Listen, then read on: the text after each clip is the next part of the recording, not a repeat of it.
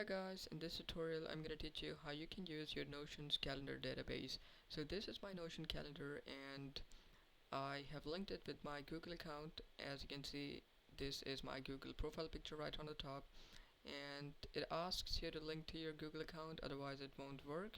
So once you do that, you get a bunch of options.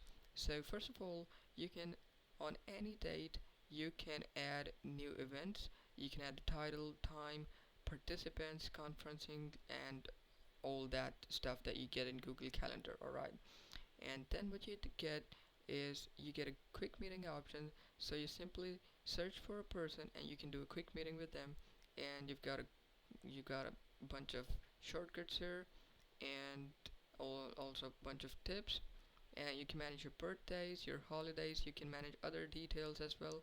And yeah, you can see all of your tasks, all of your upcoming meetings here, and basically all of your data in from your Google Calendar is linked here.